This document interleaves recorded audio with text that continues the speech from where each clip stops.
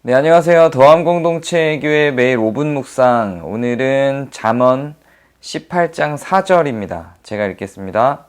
명철한 사람의 입의 말은 깊은 물과 같고 지혜의 샘은 솟구쳐 흐르는 내와 같으니라. 아멘.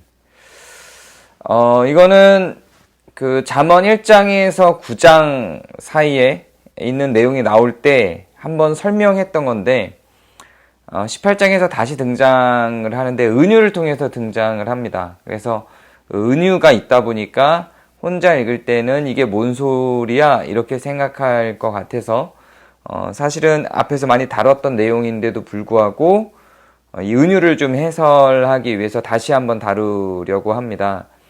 1장에서 9장 사이에서 명철에 대한 정의와 지혜에 대한 정의가 반복적으로 몇 차례에 걸쳐서 나왔었죠. 그래서 명철이라는 낱말을 잠언에서 사용할 때는 선과 악을 분별하는 것이 명철이라고 했습니다. 선과 악을 분별하는 것. 그리고 지혜라고 하는 것은 하나님의 선하심, 하나님의 의로우심으로 살아가는 것이라고 했습니다. 그러니까 명철은 선과 악을 분별하고 지혜는 선 안에서 살아가는 겁니다. 어떤 게 더 어려울까요? 명철은 선과 악을 분별하는 거니까 되게 간단해 보이죠. 그리고 지혜는 살아내는 거니까 굉장히 어려워 보이죠. 그런데 오늘 본문은 은유적인 표현이기 때문에 상징을 통해서 설명하는 은유적인 표현이기 때문에 딱 이렇다 이렇게 설명하기는 어려울 것 같아요. 이 요절만 보기에는 굉장히 다양한 해석들이 등장을 합니다. 그런데 1장에서 9장까지 나왔던 내용들을 빗대서 이 요절을 다시 해석해 보면 이 요절에서는 명철에 더 무게감을 줍니다. 지혜가 더 많은 날들 속에서 우리를 살아내게 하는 것이기 때문에 지혜가 더 어려운 것처럼 보이지만 지금 이 요절의 은유는 명철이 더 어렵고 명철이 더 우선되고 명철이 더 근본된 것으로 설명을 하고 있죠. 그 은유가 어떻게 표현되고 있는지 살펴보면 명철한 사람의 입의 말은 깊은 물과 같대요. 물인데 깊어요. 근데 지혜의 샘은 솟구쳐서 흐르는 내와 같아요. 지혜는 굉장히 표면적으로 드러나고 솟구쳐 흐르죠. 명철은 잘 드러나지 않고 속에서 이루어지는 일들이에요.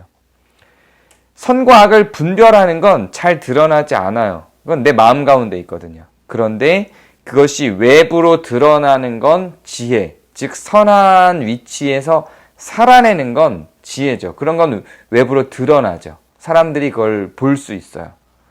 선과 악을 분별하는 건 내 마음 가운데에서 발생하기 때문에 들키지 않지만 그것이 외부로 드러나서 살아내는 건 다 표면적으로 나타나는 거죠. 그래서 우리는 그 사람의 살아낸 행동들, 선 안에서 살아가는 의로운 삶들을 보고 그 사람이 실질적으로 선 안에 있는지 악한 것 안에 있는지를 확인할 수 있습니다.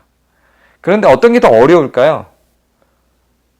기본적으로 우리는 살아내는 일상이 더 어려울 거라고 생각을 합니다. 실제로 그것들이 더 버겁기도 해요. 그런데 정말로 어려운 건 이 선과 악을 분별하여 결정하는 거예요. 지식적으로 선과 악을 지식적으로 아는 것은 어렵지 않아요. 그런데 정말 마음 깊은 곳에서 선한 자리에 서는 것은 어렵습니다. 지식으로만 선과 악을 아는 건 어렵지 않아요. 근데 내가 정말로 선택해서 그 걸음을 걷는 건 어려워요. 거기까지 하면 지혜가 그 뒤에 선한 길에서의 활동들을 안내합니다. 이게 옳은 거야? 라고 하고 발을 딱 딛는 거예요. 마음을 결정하고 그 자리에 서는 거죠. 소속이 되는 거예요. 어디에? 하나님의 선하심에 소속이 되는 거예요.